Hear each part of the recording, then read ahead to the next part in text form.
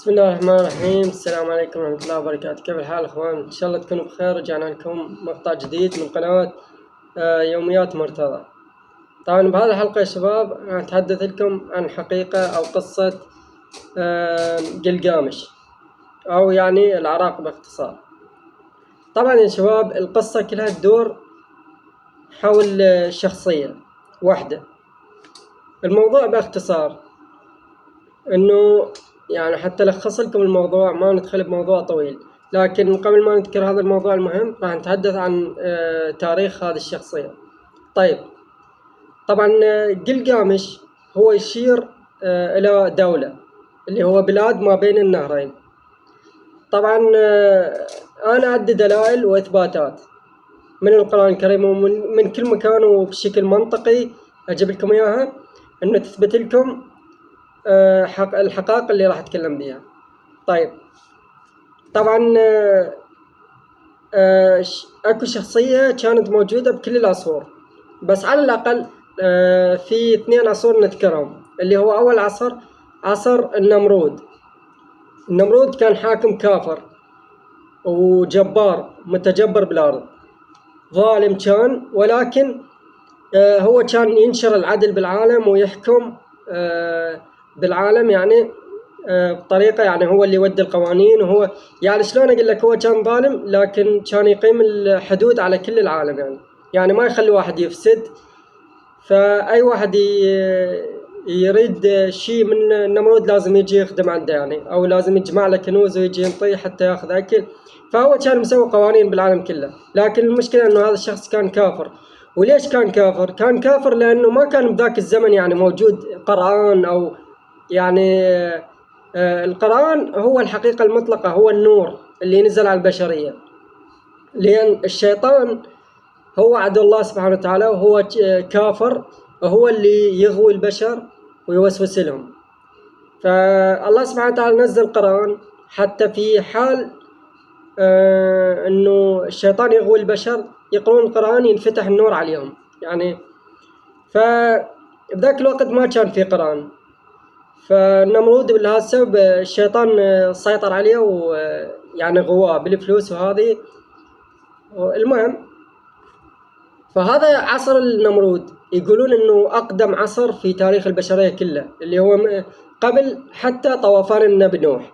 طبعا بالنسبة لطوفان النبي نوح يتوقعون انه صار قبل 7000 سنة، فالنمرود قبل حتى طوفان النبي نوح.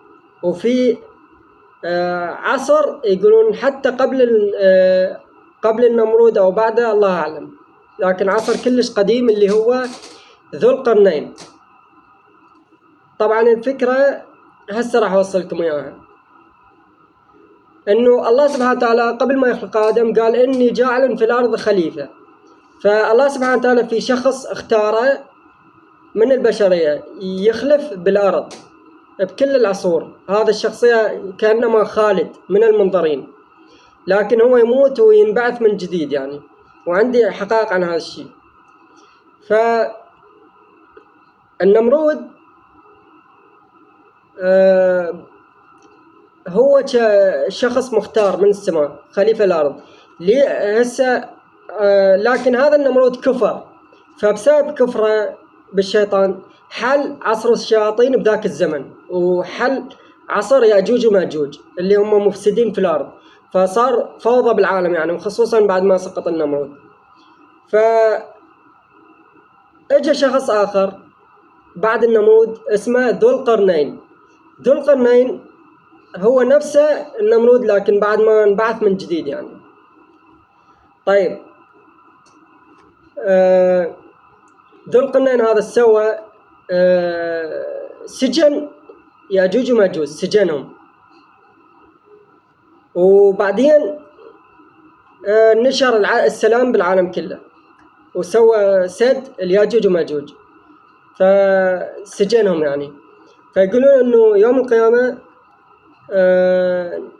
ذو القرنين نفسه هو اللي يطلق ياجوج وماجوج، او هو اللي اسمه الله اعلم، لان الله بالقرآن الكريم يقول انه اذا جاء امر الله جعله دكا.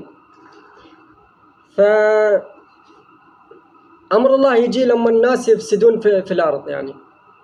طيب هسه خلينا في هذه النقاط. نجي للنقطة المهمة. طبعا بعدها بعد طوفان النبي نوح، طبعا بالنسبة للنمرود وذو القرنين قبل طوفان النبي نوح. فبعد طوفان النبي نوح منو جاء؟ طبعا هو أصلا طوفان النبي نوح صار بسبب اثنين. صار بسبب ابن آدم اللي هو قابيل وهابيل، هم اثنين من أبناء آدم، واحد فاسد وواحد صالح. الفاسد قام قتل الصالح وتزوج حبيبة الصالح، وظل ينجب أبناء من نسل فاسد. بعدها انتشرت الفوضى بالعالم كله. بعدين اجى منه نمرود حكم العالم ونشر الفساد بالعالم يعني، أو بعد سقوطه انتشر الفساد لأن الشيطان كان مسيطر عليه. فبعدها جاء ذو القرنين ونشر الإصلاح بالعالم وبنى سد يأجوج ومأجوج. بعدها الناس بقوا يفسدون، فأجى النبي نوح وصار الطوفان بالعالم كله ونجوا بس الصالحين. طبعا من ضمن اللي صعدوا بسفينة النبي نوح، طبعا النبي نوح عليه السلام صعد فقط من كل حيوان زوجين، وصعد فقط المؤمنين من أصحاب النبي نوح. من ضمن هذول الناس زين الله سبحانه وتعالى يقول وجعلنا ذريته هم الباقين. فحتى المؤمنين اللي كانوا بسفينة نوح صاروا ما ينجبون وخلص نزلهم وانتهوا، فبقى بس أبناء النبي نوح الثلاثة. طبعا قلقامش هو من ضمن أبناء النبي نوح، واحد منهم يعني، واحد من دول الثلاثة. هو حكم بالشرق الأوسط، أما واحد حكم في أفريقيا وواحد في أوروبا. طيب قلقامش هو أصلا كان موجود بعصر النبي نوح، لأن النبي نوح كان عايش. القصة مال قلقامش مكتوب قصته بملحمة قلقامش اللي هي حجر مكتوب عليها قصة قلقامش قبل 7000 سنة. طيب فهذا الحجر يقول إنه بزمن قلقامش أو قبله صار طوفان النبي نوح. مذكورة القصة يعني نفسها، إنه في واحد بنى سفينة وصعد بها حيوان زوجين من كل حيوان، وصعد بها المؤمنين وغرق العالم كله. فهذه قبل مذكورة بملحمة قلقامش، يعني صايرة هي قبل قلقامش. فإذن زائدا إنه قلقامش راح التقى بشخص خالد يقولون اللي هو نفس النبي نوح، يقولون عمره 1000 سنة، عجوز كلش، على مود يسأله عن سر الخلود. فالنبي نوح قال له إنه ماكو شيء يشير إلى سر الخلود.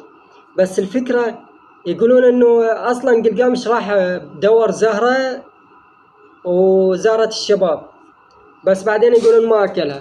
زين إذا هو ما أكلها ليش هو خالد أصلا قلقامش؟ فعلى العموم هسه راح نخلص أيضا من هالقصة. المهم ففي أيضا شخصيات أخرى.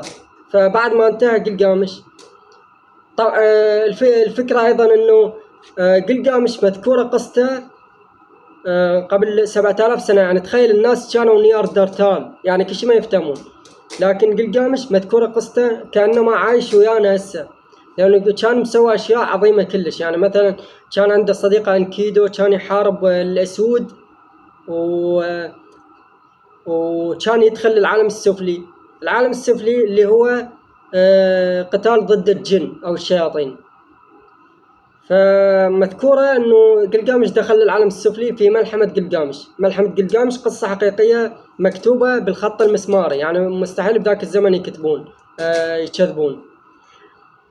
فالقصة تذكر أنه قلقامش دخل العالم السفلي وحارب الشياطين والجن والأموات وما أدري شنو، وكان يبحث عن سر الخلود وهذه الأمور يعني. فعلى العموم انتهت قصة قلقامش. اجى منه شخصية ثانية يعني سرجون الأكدي. حمورابي اجت بعد قلقامش. حمورابي أيضا كان شخصية عظيمة، اخترع للناس كثير أشياء. طبعا زائدا أنه هذه الشخصية هي سبب اللي علمت البشرية على كل شيء، علمتهم لأن هذه الشخصية كانت تعرف أشياء، الله سبحانه وتعالى يجيب له أفكار بالمنام ومنطي صفات يعني عظيمة. لأن هو الله سبحانه وتعالى قال إني جاعل في الأرض خليفة، معناها إنه خليفة شخص يحكم بالأرض ويعلم الناس وهذه الأمور. فهذا الخليفة بينه وبين الشيطان حرب دائمة. ليش؟ لأن الله سبحانه وتعالى عندما خلق آدم عليه السلام قال إني جاعل في الأرض خليفة. فإبليس إيش قال له؟ أنا خير منه، خلقتني من نار وخلقته من طين. فإبليس حسد هذا الخليفة على الصفات اللي الله سبحانه وتعالى انطاه إياه، اللي هو صفة العظمة وهذه الأمور يعني. طيب، فإبليس بقى عايش للأبد على مود يحسد هذا الخليفة ويحاربه على الصفات اللي الله سبحانه وتعالى انطاه إياه. شنو هذه الصفات؟ هي صفات العظمة والأشياء الأخرى يعني الله أعلم شنو هي، وهي العلم يعني، والأشياء اللي يشوفها بحلمه، يشوف المستقبل وهذه الأمور، ويحس ما في صدور الناس وهذه الأمور. فصارت حرب، لأن هذا الشخص خير يحب الخير، فصارت حرب بينه وبين الشيطان أبدية إلى قيام الساعة. هدف إبليس من هذا الأمر بعدين آخر شيء راح يوصل لكم. طيب، المهم إنه إجت بعدين شخصية منه اللي هو سرجون الأكدي، بعدين جاء حمورابي. الفكرة إنه العراق هو اللي علم الناس على الكتابة، وهو اللي أول من اخترع العجلة، وأول من بنى مكتبة، وأول من، فكل شيء تعلم العالم من العراق. طيب، المهم إجت بعدها كثير شخصيات، من ضمنهم الحجاج بن يوسف الثقفي، نبوخذ نصر، هم كان شخصية عظيمة حكمت العالم كله، نبوخذ نصر الثالث. وشاف حلم نبوخذ نصر كان يحكم العالم كله، وكانت مملكة بابل كان بها حدائق بابل المعلقة. فهذا القصص أيضا يتحدثون عنها في أفلام الأنمي مثل ون بيس، إنه المملكة المزدهرة كانت تشير البابل، والجوي بوي كان يشير نبوخذ نصر، اللي هو معناه الجوي بوي معناه الفتى المرح، فنبوخذ نصر معناه أيضا بقة نصر، معناه أيضا الفتى الحظ السعيد، يعني فتى الحظ السعيد أو هيك شيء. المهم، فهذه الشخصيات تحدثوا عنها حتى في أفلام الكرتون يعني. فمثل ون بيس شخصية إيمو اللي هو الشيطان ضد الجوي بوي الفتى السعيد، يعني سعيد الحظ. في أنميات أخرى أيضا مثل أنمي هجوم العمالقة، إيرن ييجر اللي يدمر العالم كله وما شنو ويفلش الأسوار، اللي نفسها هذه أسوار ذو القرنين، في آخر زمان يهدمها ويخرج منها ياجوج ماجوج، مثلهم هم العمالقة اللي في هجوم العمالقة. طيب، في شخصية أيضا تشير إلى هذه الشخصية اللي هو شخصية ماكيما من شينسو مان أو يورو ميتاكا، وشخصيات أخرى كثير في الأنمي. طيب، هسه نعرف الأنمي، نرجع لشخصياتنا الرئيسية. نبوخذ نصر هذا كان يحكم العالم كله وكان عنده أعظم. فنبوخذ نصر شاف حلم تحذيري من الله سبحانه وتعالى، إنه هو شاف تمثال راسه من ذهب وصدره من فضة وبطنه من نحاس ورجليه من حديد وأقدامه من رخام. فسأل النبي دانيال قال له إنه راسك يشير إلى مملكتك الحالية، والصدر الفضة يشير إلى إيران أو فارس بعد ما يحتلون بابل بعد ما يروح نبوخذ نصر، والنحاس يشير إلى الإغريق، والرجلين الحديد يشير إلى الرومان، وآخر شيء الأقدام يشير إلى دول مجتمعة. فهنا يسقط حكم خليفة الأرض، أو أنه العالم كله يتوحد حتى يحارب خليفة الأرض اللي هو عدو الشيطان الأبدي. فيبقى اللي مسيطر منه، يبقى اللي مسيطر الشيطان على البشرية. طيب، فهنا يحس بالضعف هذا، لأن كل العالم راح يصير ضده. فلما تصير رجليه من الرخام يقول لك انه هذا التمثال ينزل نيزك من السماء يضربه ويدمره، بعدين هذا النيزك يملأ الأرض كلها، وهذا اللي يصير، يمتلئ الأرض من خلال هذا التمثال. طيب هذا النيزك يشير إلى النبي عيسى يمكن، والله أعلم، أنا مو متأكد من هذه النقطة،